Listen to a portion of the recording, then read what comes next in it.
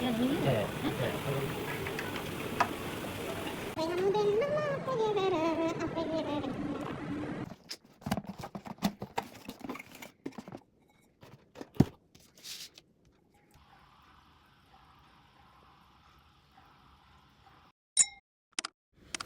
guys! ඔය ජපානයේ ඉඳන් මාළු ටැංකියක් හදන්න ආසාවෙන් ඉන්න කෙනෙක් නම් මේ වීඩියෝ එක ඉවර වෙනකම් බලන්න.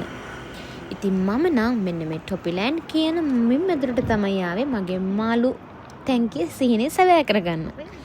අපි දෙන්නම මෙතෙන්ට ආවා. ඇවිල්ලා අපි එකටම තීරණය කරා මේක වටේටම රවුමක් ගහමු කියලා. දන්නේ නැනේ ළමයි මොනවද තියෙන්නේ කියන්න. ඉතින් ඒ අතරතුර තමයි මේ වගේ ලොකු මාළු ටැංකි, පොඩි මාළු ටැංකි, ලොකු ගණන් වලට, පොඩි ගණන් වලට හැමදේම තිබුණේ. රවුම ගහන අතරතුර මේ වගේ ගස්වැල් මුල් තිබුණා ළමයි. ලංකාවේ නම් මේ වගේ එකක් අපිට නිකන් වත්තක විද්දත් හොයාගන්න පුළුවන්. ඉතින් මේ හිම නැහැනේ. මෙන්න මේ වගේව තිබුණා. අපි දෙන්න ඊට පස්සේ රවුම ගහන්න ගියේ අපේ ගෙදරට අලුතින්ම ගේන යාළුවෝ කවුද කියලා බලන්න. මේ බලන්නකෝ මාළු දාලා තියෙන විදිය. ලංකාවෙත් මෙහෙම තමයි මම හිතන්නේ දාලා තියෙන්නේ. හැබැයි ලංකාවේ වගේ ගණන් නෙමෙයි මෙහි තියෙන්නේ. පේනවනේ එක මාළුවෙක් 9000 ගණන් 10000 ගණන්. හේසිනේ මේ පේනවද ලස්සන උතුම්ම දාගත්තු රජතුමෙකුයි රජිනකුයි. මෙයාලට නම් මම ඇත්තටම කැමති නෑ. මෙන්න මෙයාලට තමයි මම ඇත්තටම කැමති. කොච්චර මාළු හිටියත් අලුත් මාළුව දැක්කත් මම කැමති ගෝල්ඩ් ෆිෂ්ලට. ඉතින් මේ බලන්නකෝ. මම නම් මේ මාළුන්ට කැමති නෑ. එයාලා ගැස් ලොකුයි එළියට ඇවිත්. මෙන්න මෙයාලට නම් කැමති වුණත් මෙයාලව ගන්න බෑ.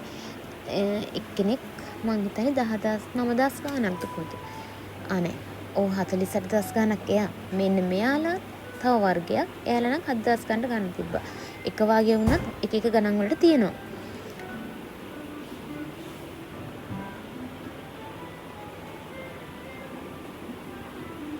බලන්නකෝ හරිම ලස්සනයි. ඔය එන්නේ මාත් වටයක් දාලා බැලුවා කාවද ගන්න කියලා. ඉතින් අපි දෙන්න මෙන්න මේ කහපාට මාළුව ගන්න ඕනේ කියලා එයාට ඕන වුණා. ඒ වුණාට මම කැමති වුණේ ගෝල්ඩ් ෆිෂ්ලට.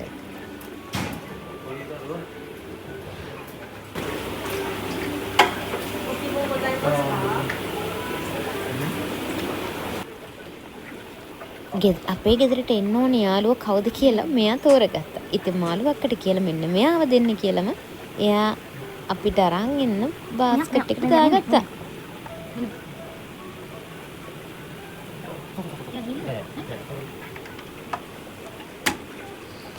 ඉතින් අපේ ගෙදරට ආමුත්තු ටිකයි මාළු ටැංකියයි තෝරගෙන පහලට එන අතරතුර තමයි මම දැක්කේ මම ආසාවෙන් හිටපු මාළු ටැංකිය පහල තියෙනවා කියලා.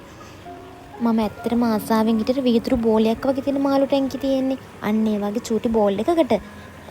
ඒක හැබැයි මට ගන්න ඕනි මුළු නිසා අපි තෝරගත්තු හැම එකක්ම තියලා මම ඒක ගන්න තීරණය කරා.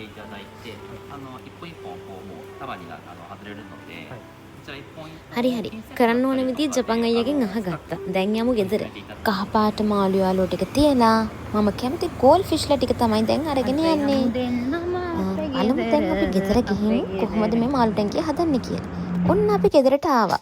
මම කැමති මාළු ටැංකියක් තියෙනවා. දැන් අපි මේක ඕපන් කරලා ලස්සනට මාළු ටැංකිය හදමු. කොහොමද මාළු ටැංකිය දාන්න පුළුවන් කියලා බලමුකෝ.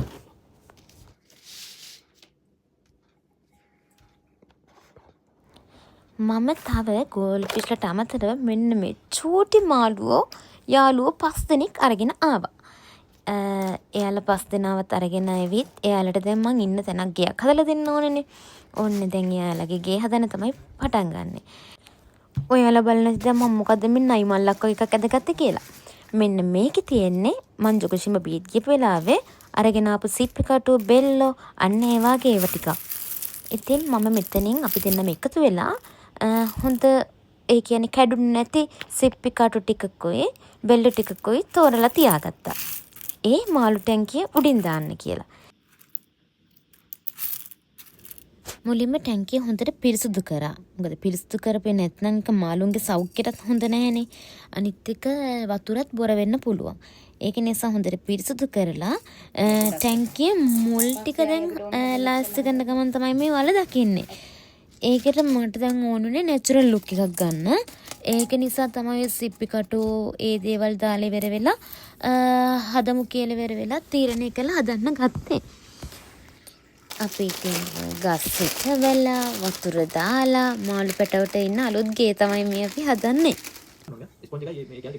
ඒ ටික එහෙම දාන්න එපා කිව්වා. ගලවලා දාන්න කිව්වා. ඉතින් මම ඒ ටික ගලවලා මේ වගේ අස්ස ගහලා වතුර ටික පිරවන්න දාමු.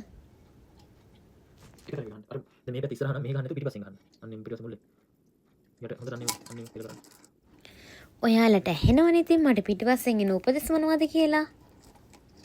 වතුර දාන්න බලන්න.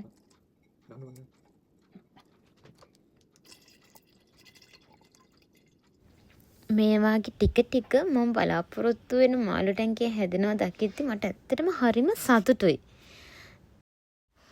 මට ඕන කිව්ව මාළු ටැංකිය හැදෙනකන් ඉවසිල්ලක් නැහැ. ඒකට අවශ්‍ය සේරම බඩු ගෙනාවා.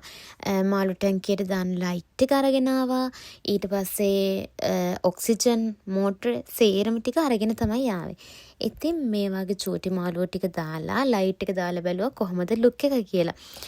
ඒ වෙනකොට ගෝල්ඩ් ෆිෂ්ලා ටික දැම්මට පස්සේ තමයි මම අර බලාපොරොත්තු වෙන මගේ අර හිතේ තිබෙන මාළු ටැංකිය මතුවෙන්න ගත්තේ. ඇත්තටම මම මෙන්න මේ වගේ මාළු ටැංකියක් තමයි බලාපොරොත්තු උනේ.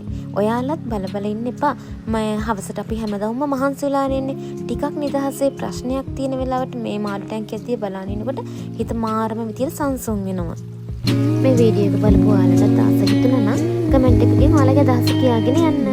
බලපු හැමෝටම ගොඩක් ස්තුතියි.